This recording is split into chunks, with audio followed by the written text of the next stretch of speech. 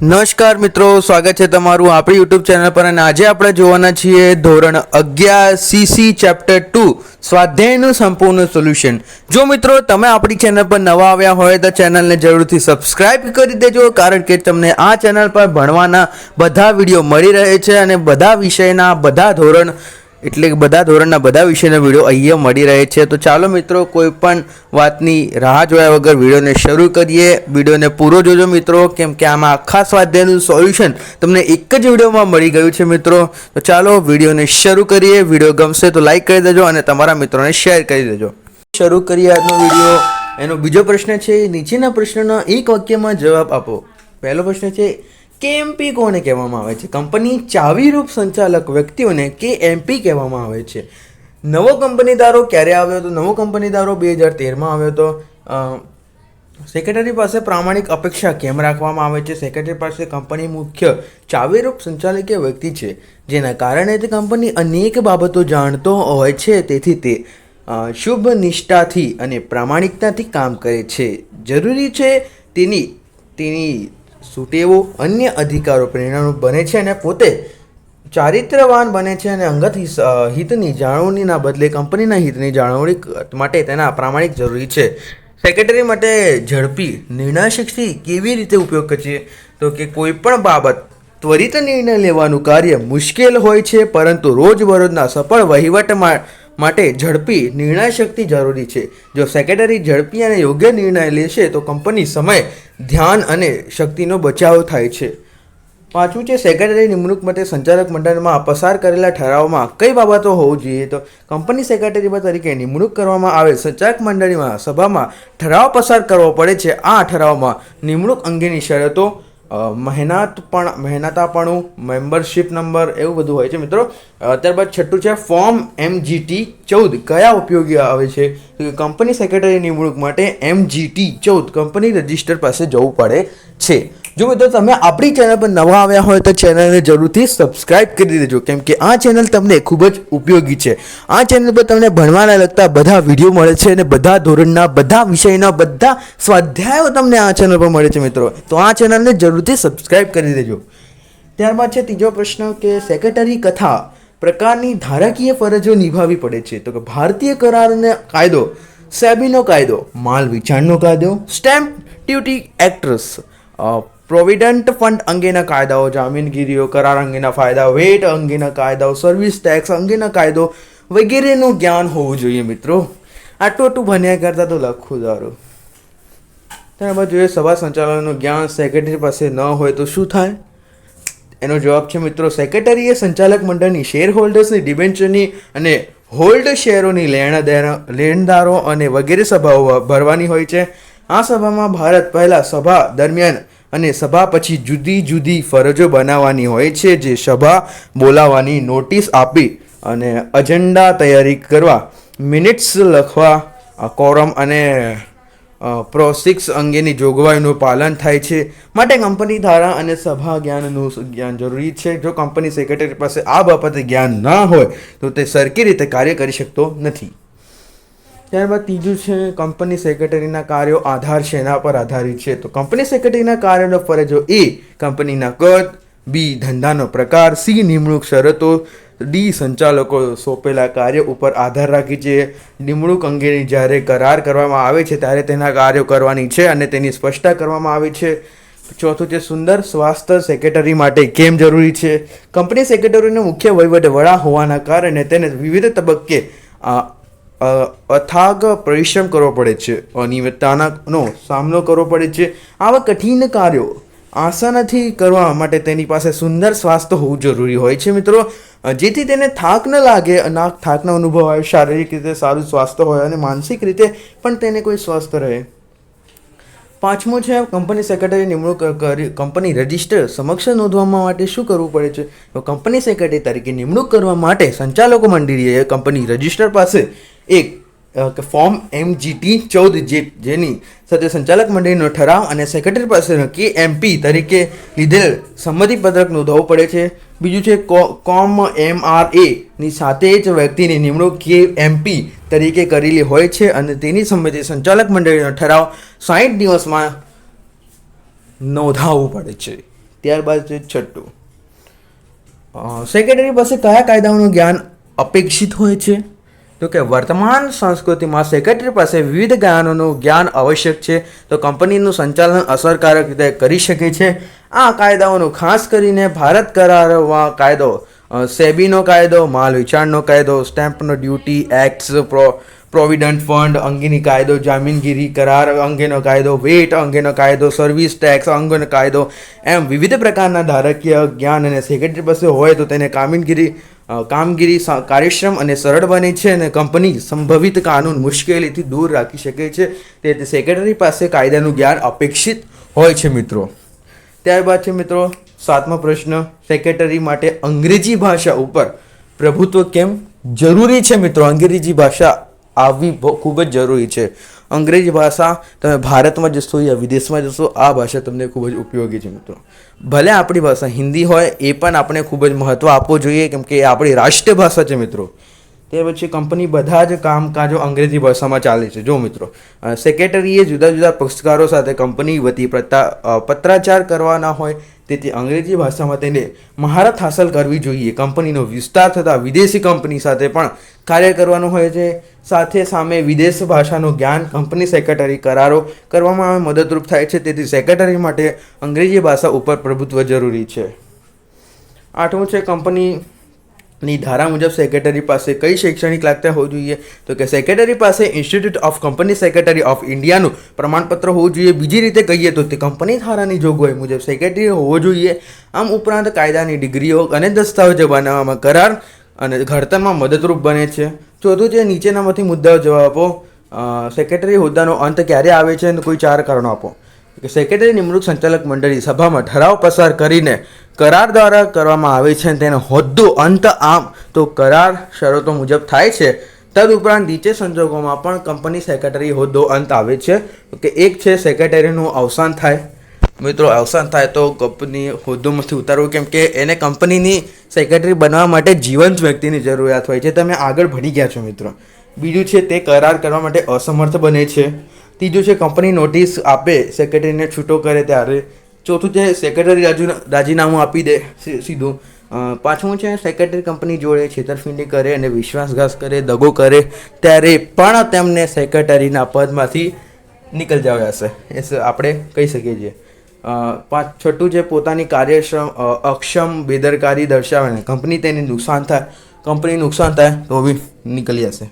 પછી 7મું છે, કંપની ધારાની જોગવાઈનું પાલન સેક્રેટરી ન કરે ત્યારે. સેક્રેટરી કંપનીનું ધારાનું પાલન ના કરે તો પણ ગેટ આઉટ. અને પછી 8મું, અંગત રીતે છુપો નફો કે કમિશન મેળવે. જો આ શું બ્લેક મની મિત્રો, ની હાથ નીચે કરીને નીચેથી પૈસા મેળવવા. પછી 9મું છે, કંપની ફંડચારામાં જાય કે કાયદા મુજબ કંપનીનું વિસર્જન કરવામાં આવે ત્યારે સેક્રેટરીના હોદ્દાનો અંત આવે ત્યારે. બીજું છે કે KMPમાં કોનો સમાવેશ કરવામાં આવે છે? તો KMPમાં સમાવેશ કરવામાં આવે છે કંપની ધારા ચાવીરો સંચાલક વ્યક્તિ. KMPની 5 વ્યક્તિઓનો સમાવેશ કરવામાં આવે છે. એક છે મેનેજિંગ ડિરેક્ટર અથવા મુખ્ય વહીવટ અધિકારી અથવા મેનેજર, કંપની સેક્રેટરી. ત્રીજું છે મુખ્ય નાણાકીય અધિકારી, પૂર્ણ સમયના સંચાલક. અને 5મું, કંપની ધારા મુજબ કે જાહેર કરવામાં આવે તે અધિકારી. ત્રીજું છે, સેક્રેટરીના સત્તાનો મર્યાદાઓ કઈ છે? જો સંચાલક મંડળને સત્તા ન આપી હોય અને તો તે પોતાની ઈચ્છા મુજબ સભા બોલાવી શકતો નથી. બીજું છે, સેક્રેટરી કંપનીના કાર્ય માટે કંપની વતી ઉછીના નાણાં લઈ શકતો નથી. ત્રીજું, સેક્રેટરી કરાર કરવાની પ્રક્રિયા મદદ કરે છે અને પરંતુ તે કંપની વતી સત્તા વગર કરાર કરી શકતો નથી. ચોથું છે મિત્રો, નીતિ વિષય કોઈ પણ નિર્ણય સેક્રેટરી લઈ શકતો નથી. સંચાલકો આપેલી સત્તા સિવાય કરાર કરે તો તે કંપની બંધન કરતા નથી. સેક્રેટરી જાહેર જનતા સાથે સત્તા વગર શેર આપી શકે નહીં. ત્યાર પછી 5મો પ્રશ્ન, નીચેના પ્રશ્નોના વિસ્તારપૂર્વક ઉત્તર આપો મિત્રો. પહેલું છે, સેક્રેટરી પાસે કઈ સત્તાઓ છે? તો કે કંપની દ્વારા સેક્રેટરીની સ્પષ્ટ રીતે કોઈ પણ સત્તા આપવામાં આવેલ નથી, પરંતુ નિયમપત્રમાં આ અંગેની જોગવાઈ કરવામાં આવી છે અને જો આમાં કોઈ પણ ઉલ્લેખ ન હોય તો સંચાલક મંડળના આ અંગો ઠરાવ કરવામાં આવતો હોય છે. સેક્રેટરીની સત્તાઓ નીચે મુજબ વર્ણવી શકાય છે. એક છે, કંપની રજિસ્ટ્રાર સમક્ષ સ્થાપનાનું પ્રમાણ અને ધંધો શરૂ કરવાનું પ્રમાણપત્ર મેળવવાની માટે નક્કી કરેલા દસ્તાવેજોની નોંધણી કરવામાં સત્તા છે. સેક્રેટરી ઓફિસ વ્યવસ્થાપન વડા હોવાના નાતે જુદા જુદા ખાનાઓમાં ઉપર દેખરેખ અંકુશ રાખવાની સત્તા. ત્રીજો, સેક્રેટરીને શેર વેચાણપત્ર, શેર હપ્તા, શેર જપ્તી, શેર ફેરબદલી વગેરે પત્રો ઉપર કંપની વતી સહી કરવાની સત્તા. ચોથું છે કંપની વતી વિવિધ પક્ષકારો સાથે સેક્રેટરી પત્ર વ્યવહાર કરવાની સત્તા. પાંચમું છે સેક્રેટરી કંપની વતી એજન્ટ તરીકે કાર્ય કરવાની સત્તા. છઠ્ઠું છે સંચાલક મંડળી પાસે મળેલી સત્તા અધિકારે સેક્રેટરીએ કંપની વતી કોઈપણ કાર્ય કરે તો તે માટે કંપની જવાબદાર ઠેરવી શકે છે. સાતમું છે સંચાલક મંડળી સોંપેલ કાર્ય કરવાની સત્તા. એના બાદ બીજો જોઈએ મિત્રો, આમાંથી ટોટલ આઈ થિંક 6 પ્રશ્નો આવી ગયા છે. બીજો છે મિત્રો સેક્રેટરી લાયકાતો ચર્ચા કરો. સેક્રેટરીની લઘુત્તમ લાયકાતો કંપની ધારામાં જણાવેલ છે, પણ સેક્રેટરી પાસે આના કરતાં વધુ લાયકાતો હોય છે તો તે સેક્રેટરી તરીકે યશસ્વી ફરજ બજાવી શકે છે. આ લાયકાતો શૈક્ષણિક અને તાલીમ દ્વારા મેળવી શકાય છે, જે નીચે મુજબ છે મિત્રો. આવી રીતે આપણે પ્રોપરલી એક પ્રશ્નનો જવાબ ઉત્તર મિત્રો લખવાનો હોય છે, જે તમને પરીક્ષામાં પણ ઉપયોગી થશે. આ ચેનલને સબસ્ક્રાઇબ કરી દેજો, કેમ કે આ ચેનલ તમને પરીક્ષાના 1 દિવસ સુધી બધી IMP તમને પ્રોવાઈડ થઈ જશે મિત્રો. ઓકે, શૈક્ષણિક લાયકાત સેક્રેટરી પાસે ઇન્સ્ટિટ્યૂટ ઓફ કંપની સેક્રેટરીનું ઓફ ઇન્ડિયાનું પ્રમાણપત્ર હોવું જોઈએ. બીજી રીતે કહીએ તો કંપની ધારાની જોગવાઈ મુજબ સેક્રેટરી હોવો જોઈએ. આ ઉપરાંત કાયદાની ડિગ્રીઓ અને તેને દસ્તાવેજ બનાવવામાં અને કરાર ઘડતરમાં મદદરૂપ બને છે. હિસાબીનું વ્યવસ્થાનું જ્ઞાન, કંપનીના હિસાબો વ્યવસ્થિત રખાય છે, કાયદા મુજબ રખાય છે, સમયસર ઓડિટ થાય છે કે તેની ફરજ છે, તો શેર હોલ્ડર સમક્ષ વાર્ષિક હિસાબો રજૂ કરી શકાય છે. આ બધું જ તેને શક્ય બને છે ત્યારે જેની પાસે હિસાબી વ્યવસ્થાનું પ્રાથમિક જ્ઞાન હોય છે. ત્રીજું છે કાર્યાલયનું સંચાલન જ્ઞાન. કાર્યાલયનો વડો સેક્રેટરી છે. કાર્યાલયના કાર્યો ફાળવણી માટે જુદા જુદા વિભાગો વચ્ચે સંકલન સાધવા માટે તેની પાસે કાર્યશાળા સંચાલનનું જ્ઞાન આવશ્યક છે. જેટલું જ નહીં, રોજબરોજના કાર્યાલયમાં સંચાલનમાં ઊભા થતા પ્રશ્નોનો ઉકેલ લાવવા માટે ઓફિસ સંચાલનનું જ્ઞાન પણ જરૂરી છે. ચોથું છે સભા સંચાલનનું જ્ઞાન. કંપની સેક્રેટરીએ સંચાલન મંડળીના શેર હોલ્ડરો, ડિબેન્ચરો હોલ્ડરોની લેણદારો વગેરે સભાઓ ભરવાની હોય છે. આ સભામાં ભરતા પહેલાં, સભા દરમિયાન અને સભા પછી જુદી જુદી ફરજો બનાવવાની હોય છે, જેમ સભા બોલવાની, નોટિસ આપવી, એજન્ડા તૈયાર કરવો, મિનિટ્સ લખવી, કોરમ અને પ્રોક્સી અંગેની જોગવાઈનું પાલન થાય તે માટેના કંપની ધારાનું સભા સંચાલનનું જ્ઞાન જરૂરી છે મિત્રો. પાંચમું છે વિવિધ કાર્યોનું જ્ઞાન. વર્તમાન સંસ્કૃતિમાં સેક્રેટરી પાસે વિવિધ કાયદાઓનું જ્ઞાન આવશ્યક છે. જો કંપની સંચાલન અસરકારક રીતે કરી શકે છે તો આ કાયદાઓ ખાસ કરીને ભારત કરારનો કાયદો, સેબીનો કાયદો, માલ વેચાણનો કાયદો, સ્ટેમ્પ ડ્યુટી કાયદો, પ્રોવિડન્ટ ફંડ આ કાયદો, જામીનગીરી કરતા કાયદો, વેટ અંગેનો કાયદો, સર્વિસ ટેક્સ અંગેનો કાયદો, એ વિવિધ પ્રકારના ધારાકીય જ્ઞાન જો સેક્રેટરી પાસે હોય તો તેને કંપની કાર્યક્ષમ અને સરળ રીતે બને છે અને કંપની સંભવિત કાનૂની મુશ્કેલમાંથી દૂર થઈ શકે છે મિત્રો. આ મિત્રો ચોથી વાર આવી ગયું છે, તો તમને આઈ થિંક તમને રિવિઝન થઈ જ ગયું હશે મિત્રો. પ્રોપરલી મને જ રિવિઝન થઈ ગયું છે. એકચ્યુઅલી શિક્ષક તરીકે પણ આપણે કેટલીક વાર રિવિઝન કરતા હોઈએ છીએ મિત્રો. છઠ્ઠું છે આર્થિક અને રાજકીય પ્રવાહીનું જ્ઞાન. કંપની સમાજમાં અસ્તિત્વમાં આવે છે. સમાજ એક ભાગ છે અને સમાજમાં વિવિધ પક્ષકારો સાથે સંકળાયેલા થતી સેક્રેટરીએ વર્તમાન પ્રવાહીઓ માહિતીગાર રહીને પલટાના પ્રવાહીઓથી વાકેફથી થઈ સંચાલક મંડળને જાણ કરી માર્ગદર્શન આપી કંપની માટે લાભદાયી પરિસ્થિતિનું નિર્માણ કરી શકે છે. સમાજમાં પ્રવર્તમાન આર્થિક અને રાજકીય પ્રભાવ કંપની ચોક્કસપણે અસર કરે છે. સાતમું છે સંપ્રદાય સમસ્યાનું જ્ઞાન. સેક્રેટરીએ વર્તમાન પ્રવાહ અને સાપત્ર સમસ્યાઓની માહિતીગારનું આવશ્યક છે. આ સમસ્યાઓ કંપની વિકાસ ઉપર અસર કરે છે. દાખલા તરીકે અસમમાં ખનિજ તેલ ઉપર નિકાસ કરવાનો પ્રતિબંધ, ત્યાં કેટલાક સ્થાનિક સંગઠનો કાર્યો હતો અને સાપત્ય સમસ્યા ઊભી થઈ. પરિસ્થિતિ અનુસાર સેક્રેટરી સંચાલક મંડળે માર્ગદર્શન આપી ભવિષ્યમાં ઊભી થનારી સમસ્યા સામે અગમચેતી રાખે છે. આઠમું છે અંગ્રેજી ભાષા ઉપર પ્રભુત્વ અને અન્ય ભાષાઓનું જ્ઞાન. કંપની બધા જ કામો અંગ્રેજી ભાષામાં ચાલે છે. સેક્રેટરીના જુદા જુદા પક્ષકારો સાથે કંપની વતી પત્રાચાર કરવાનો હોય છે, તેથી અંગ્રેજી ભાષામાં તેને મહારત હાંસલ કરવી જોઈએ. કંપનીનો વિસ્તાર થતાં વિદેશી કંપની સાથે પણ કાર્ય કરવાનું હોય છે. એવો સમયે વિદેશી ભાષાનું જ્ઞાન કંપની સેક્રેટરીએ કરારો કરવામાં મદદરૂપ થાય છે. નવમું છે સંપર્કનું જ્ઞાન. સેક્રેટરી કંપનીના જુદા જુદા પક્ષકારો સાથે કાર્ય કરવાનું હોય છે, તેથી તેમની જોડે સંપર્ક જરૂરી છે, જેથી તેમના વિશ્વાસ કેળવી શકે છે. કંપની સેક્રેટરી એ યોગ્ય જાહેર સંપર્કના જ્ઞાનનો ઉપયોગ કર્યો હોય છે. તે લાંબા ગાળે કંપનીને પ્રતિષ્ઠા વધારો થાય છે અને તેથી જનસંપર્કનું જ્ઞાન હોવું જોઈએ. 10મું છે કમ્પ્યુટર અને અન્ય ઇલેક્ટ્રોનિક સાધનોનું જ્ઞાન. વિકસિત સમાજમાં આધુનિક કંપનીઓ કમ્પ્યુટર્સ વર્તમાન સમયમાં જરૂરિયાત છે, કારણ કે કમ્પ્યુટર્સ દ્વારા શેર હોલ્ડરો, ડિબેન્ચર હોલ્ડર્સો, સંચાલક મંડળ અને કંપની અંગેની અન્ય બાબતોનો પક્ષકાર વિશેષ માહિતી અને સંગ્રહ કરી શકે છે અને તેના કારણે સમય, સાધન અને માનવ શ્રમનો બચાવ થાય છે. એટલા માટે સેક્રેટરી જોઈ જેથી કર્મચારીઓની ગેરશિસ્ત ઉપર અંકુશ રાખી શકાય છે. ત્યારબાદ મિત્રો છે ત્રીજો પ્રશ્ન,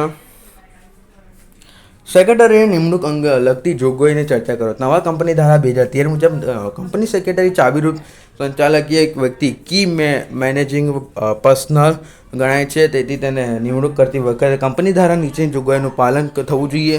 જો મિત્રો તમને કોઈ પણ ડાઉટ હોય તો કમેન્ટમાં જણાવી દેજો, એનો ઉત્તર હું તમને 1 થી 2 કલાકમાં તરત જ આપી દઈશ. સેક્રેટરી નિમણૂક અંગેની કોઈ પણ નીચે મુજબ છે તો કે પહેલું છે, જે કંપનીની ભરપાઈ થયેલી મૂડી રૂપિયા 5 કરોડથી તેથી વધુ હોય તે કંપની સેક્રેટરી નિમણૂક કરવી ફરજિયાત છે. સેક્રેટરી તરીકે ફક્ત જીવંત વ્યક્તિને જ નિમણૂક થઈ શકે છે, ભાગીદાર પેઢી અન્ય સંસ્થા સેક્રેટરી તરીકે નિમણૂક આપી શકતી નહીં. આ મિત્રો આગળના પાઠમાં આવી ગયું છે. મિત્રો જે વ્યક્તિ નિમણૂક કરવાની હોય તે વ્યક્તિ institute of company secretary of ઇન્ડિયાનું પ્રમાણપત્ર ધરાવતી હોવી જોઈએ. કંપની સેક્રેટરી તથા નાદાર, અસ્થિર મગજની કે સગીર વ્યક્તિની નિમણૂક થઈ શકે નથી. કંપની સેક્રેટરી તરીકે નિમણૂક કરવામાં આવેલ સંચાલક મંડળીનો સભા ઠરાવ પસાર કરવા પડે છે અને આ ઠરાવમાં નિમણૂક અંગેની શરતો, મહિનાપણું, મેમ્બરશિપ નંબર હોવો જોઈએ. મિત્રો આ વિડીયો તમે 2x પર ના જોતા ને તો બહુ ખરાબ દેખાશે. સેક્રેટરી પાસે KMP કી મેનેજિંગ પર્સનલ તરીકે નિમવામાં આવેલ માટે સંપત્તિ લેવી પડે છે. 7મું છે કંપની રજિસ્ટર પાસે ફોર્મ MGT 14 જેની સંચાલક મંડળો ઠરાવ પસાર કરી સેક્રેટરી પાસે KMP તરીકે લીધેલ સંમતિપત્રક નોંધવો પડે છે. બીજું છે કોમ MR1 ની સાથે વ્યક્તિની નિમણૂક KMP તરીકે કરી શકે છે. તેની સંપત્તિ સંચાલક મંડળી ઠરાવ પછી 60 દિવસમાં નોંધાવવો પડે છે. ત્યારબાદ મિત્રો જોઈએ ચોથો પ્રશ્ન, સેક્રેટરી હોદ્દાનો અંત કેવી રીતે આવે છે. સેક્રેટરી નિમણૂક સંચાલક મંડળી સભા અને ઠરાવ પસાર કરી કરાર દ્વારા કરવામાં આવે છે અને તેના હોદ્દાનો અંત આમ તો કરારની શરતો મુજબ થાય છે. તદુપરાંત તેની સંજોગોમાં પણ કંપની સેક્રેટરીના હોદ્દાનો અંત આવે છે. પહેલું છે સેક્રેટરીનું અવસાન થાય ત્યારે તેને કરાર કરવા અસમર્થ બને છે, ત્યારે કંપનીની નોટિસ આપી સેક્રેટરીનો છૂટો કરે છે. ત્યારે સેક્રેટરીનું રાજીનામું આપે ત્યારે સેક્રેટરી કંપની જોડે છેતરપિંડી કે વિશ્વાસઘાત કે દગો કરે ત્યારે પોતાના કાર્યમાં અસમર્થ બેદરકારી દર્શાવે છે અને કંપનીને તેને નુકસાન થાય છે ત્યારે કંપની ધારાની જોગવાઈનું પાલન સેક્રેટરી ન કરે ત્યારે અંગત રીતે છૂપો નફો કમિશન મેળવે ત્યારે. 9મું છે કંપની ફંડચામાં જાય તે કાયદા મુજબ કંપનીનું વિસર્જન કરવામાં આવે છે ત્યારે સેક્રેટરીના હોદ્દાનો અંત આવે છે. ત્યાર પછી 5મો પ્રશ્ન, સેક્રેટરીનું મહત્વ સમજાવો. આધુનિક વાણિજ્ય વ્યવસ્થા સ્વરૂપમાં કંપનીના સ્વરૂપમાં એક વિશિષ્ટ વ્યવસ્થા છે જ્યાં માલિક અને સંચાલકના જુદા જુદા શેર હોલ્ડર્સો માલિક હોવા છતાં પણ તેઓ પ્રત્યક્ષ રીતે સંચાલક કરતા નથી. કંપની સંચાલનનું શેર હોલ્ડરો દ્વારા ચૂંટાયેલા પ્રતિનિધિત્વ કે સંચાલક મંડળ દ્વારા કરવામાં આવે છે. કંપની કાયદાકીય રીતે કૃત્રિમ વ્યક્તિ ધરાવે છે, તેથી બધી જ અનૌપચારિક કે કાયદાકીય જરૂરિયાતો પૂરી કરીને કંપનીનું સ્થાપન પ્રમાણપત્ર મેળવવામાં સેક્રેટરીનો અમૂલ્ય ફાળો છે. વિવિધ કાયદાકીય જ્ઞાતા તરીકે ટેકનિકલ બાબતનું જ્ઞાન હોવાના આધારે સંચાલકો શ્રેષ્ઠ અને માર્ગદર્શી બની શકે છે. સેક્રેટરી સંચાલક અને માલિકો વચ્ચે સંકલનનું કાર્ય કરે છે. શેર હોલ્ડરો સભા બોલાવે છે અને સભા નોંધ રાખે છે. વ્યવહાર પત્ર દ્વારા જરૂરી શેર હોલ્ડરો પૂરી પાડે છે અને કંપની વતી શેર ફેરબદલી, હકના શેર, બોનસ શેર અને અંગેની તમામ કાર્યવાહી સેક્રેટરી કરે છે. ત્યારબાદ છે સેક્રેટરી ધંધામાં વિભિન્ન પ્રકારો સાથે સંબંધ રાખી સંપર્ક અધિકારીનું કાર્ય કરે છે અને સેક્રેટરી કાર્યશ્રમ વહીવટ દ્વારા કંપનીની પ્રતિષ્ઠામાં વધારો કરે છે. કંપનીઓના નેતૃત્વ પૂરું પાડી તેમનામાં ઉત્સાહવર્ધન કરી શિસ્ત પાલન કરાવે છે અને કર્મચારીઓનું કાર્ય વિભાગીકરણ કરી સંચાલક સ્તરે નક્કી કરેલા ઉપદેશો પૂરું કરવા માટે સતત પ્રયત્નશીલ રહે છે. સેક્રેટરીની રજિસ્ટર પાસે સમયાંતરે વિવિધ પ્રકારના પત્રકો, નિવેદનો, દસ્તાવેજો અને અન્ય માહિતી પૂરી પાડવામાં આવે અને અન્ય નોંધવામાં હોય છે. સંચાલકો નીતિ ઘડતરમાં મદદ કરી કંપની પ્રગતિના શિખરે લઈ જાય છે અને પોતાના કાર્યક્ષમ પુરવઠા કરે છે. એના પછી સેક્રેટરીનું સ્થાન સંચાલકો, કંપનીઓ, શેર હોલ્ડર્સો, લેણદારો, સરકારી વિભાગો, કંપની રજિસ્ટર વગેરે અગત્યનું કંપની વિકાસ સેક્રેટરીના બહુમાન મૂલ્ય ફાળો છે. કંપની વિકાસ એટલે કે ઉત્પાદનમાં વધારો, વેચાણ અને વધારો, રોજગારીનું સર્જન. આમ દેશ વિદેશમાં પરોક્ષ રીતે સેક્રેટરીનું પોતાનું અમૂલ્ય ફાળો છે. છઠ્ઠું છે અને છેલ્લું છે મિત્રો, સેક્રેટરી કયા પ્રકારના ગુણો હોવા જોઈએ. સેક્રેટરીના નીચે મુજબ ગુણો હોવા જોઈએ. એક, સુંદર સ્વાસ્થ્ય હોવું જોઈએ મિત્રો, કેમ કે કંપનીના સેક્રેટરીને જો સુંદર સ્વાસ્થ્ય ના હોય તો એ કોઈ કંપની કામની ગણાતી નથી. સુંદર સ્વાસ્થ્ય. કંપની સેક્રેટરી મુખ્ય વહીવટ વડા હોવાના કારણે તેને વિવિધ તબક્કે અજ્ઞાત પરિશ્રમ કરવો પડે છે. જુઓ મિત્રો, અનિયમિતતાનો સામનો કરવો પડે છે.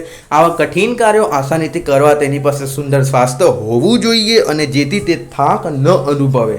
કેમ કે કોઈ ઢીલો સેક્રેટરી હોય તો તેને વાર થાક લાગે મિત્રો. શારીરિક રીતે સારું સ્વાસ્થ્ય હોય તો માનસિક રીતે પણ સ્વાસ્થ્ય રહી શકે છે. બીજું છે પ્રામાણિકતા. સેક્રેટરી કંપની મુખ્ય ચાવીરૂપ સંચાલક વ્યક્તિ છે, જેના કારણે તે કંપની અનેક બાબતો જાણતો હોય છે.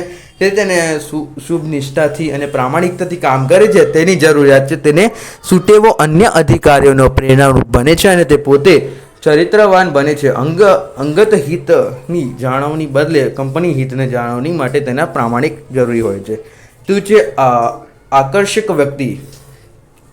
સેક્રેટરી કંપનીએ વિવિધ પક્ષકારો સાથે કામગીરી બજાવવાની હોય છે, તો જેમ શેર હોલ્ડર, ડિબેન્ચર હોલ્ડર્સ, સંચાલક મંડળ, સરકારી અધિકારીઓ, કર્મચારીઓ, સામાન્ય પ્રજાજનો વગેરે સાથે કામ કરવાની હોય છે અને સાથે સાથે સરકારી વિભાગનો, બેન્કો અને અન્ય નિષ્ણાત વ્યક્તિઓ સાથે પણ કામગીરી કરવાની હોય છે. એનું વ્યક્તિત્વ સામા પક્ષકારને પ્રભાવિત કરી શકે છે તેવું પ્રભાવશાળી અને આકર્ષક હોવું જોઈએ. તેજસ્વી, બુદ્ધિ, પ્રતિભા અને સેક્રેટરીના રોજબરોજના વહીવટી કાર્ય કરવાના હોય છે. સેક્રેટરીએ ધંધાકીય, આર્થિક, ધારાકીય અને નીતિ વિષયક ફરજ બજાવવાની હોય છે. આ કાર્યો સરળતાથી થઈ શકે તેના માટે તેને તેજસ્વી બુદ્ધિમત્તા હોવી જરૂરી છે. પાંચમું છે નિર્ણાયક શક્તિ. કોઈપણ બાબતમાં ત્વરિત નિર્ણય લેવાનું કાર્ય મુશ્કેલ હોય છે અને પરંતુ રોજબરોજના સફળ વહીવટ માટે ઝડપી નિર્ણય શક્તિ જરૂરી હોય છે. જો સેક્રેટરી ઝડપી અને યોગ્ય નિર્ણય લે તો કંપની સમય, સાધન અને શક્તિનો બચાવ થાય છે. વિશેષણ શક્તિ. સેક્રેટરી કંપની વચ્ચે કારણો વચ્ચે સંદર્ભમાં જુદા જુદા પાસાઓનું વિશ્લેષણ કરવાની ક્ષમતા હોવી જોઈએ. કોઈપણ વહીવટી પ્રશ્ન ઊભા થાય તો તે છટાવટ કરી દૂરોગામી પરિણામે વિચારી નિર્ણયો લેશો. જો વિશેષણ ક્ષમતા ન હોય તો કોઈ પણ ખોટ નિર્ણય લેવાની જવાનું ભય હોય છે. સાતમું છે ઉત્સાહી સેક્રેટરી અન્ય કર્મચારીઓ માટે પ્રેરણારૂપ હોય છે, કારણ કે નિરુત્સાહી વ્યક્તિઓ કામને બોજ બનાવીને દે છે, જ્યારે ઉત્સાહી વ્યક્તિ કાર્યને સરળ બનાવી દે છે. વફાદારીઓ. સેક્રેટરી કંપની મુખ્ય અધિકારો હોવાના કારણે તેની પાસે કંપનીની ઘણી બધી સંવેદનશીલ બાબતો અને ગુપ્ત બાબતો હોય છે. તેની માટે તેની વફાદારી જરૂરી હોય છે. તો હરીફાઈને કંપની રહસ્યો આપીને અંગત સ્વાસ્થ્ય સાથે કંપની ચાલી શકે નહીં. આ મિત્રો ખૂબ અગત્યનો મુદ્દો છે, કેમ કે સેક્રેટરીએ પોતાની વફાદારી બતાવવી જરૂરી હોય છે મિત્રો. આ તો નવમું છે આત્મવિશ્વાસ. આત્મવિશ્વાસ. સેક્રેટરી જે કાર્ય કરે અથવા નિર્ણય લે છે તેને આત્મવિશ્વાસ હોવો જોઈએ. તે કામગીરી કરે અને તેમાં સફળ બને અને તેનો આશાવાદ હોવો જોઈએ જરૂરી છે. આત્મવિશ્વાસ ધરાવતો સેક્રેટરી વહીવટનો ગુચ્છો સરળતાથી ઉકેલે છે. 10મું છે કુને અને ચપટતા. સેક્રેટરી પાસે કાયદાની જટિલ બાબતો સમજવામાંની મુશ્કેલ સંજોગો આસાન બનાવવાની કુને હોવી જોઈએ. પોતાના આસપાસ શું બની રહ્યું છે કે કેવા ફેરફારો થઈ રહ્યા છે તેનો ખ્યાલ ચપટે વ્યક્તિ તરત જ આવી જાય. 11મું છે દીર્ઘદ્રષ્ટિ. સેક્રેટરી રોજબરોજના વહીવટ કાર્યો સાથે સંકળાયેલો હોય છે, પરંતુ તેને લીધેલા નિર્ણયો ભવિષ્યમાં અન્ય કોઈ કાર્યો પર કોઈ કેવી રીતે અસરો પેદા કરી શકે છે તેનો અસણસાર વર્તમાન આવો જોઈએ. મિત્રો, આથી આપણો વિડીયો પૂરો થાય છે. જો તમને વિડીયો ગમ્યો હોય તો વિડીયોને લાઇક કરી દેજો, ચેનલને સબસ્ક્રાઈબ કરી દેજો અને તમારા મિત્રોને આ વિડીયો શેર કરી દેજો. શુભમ.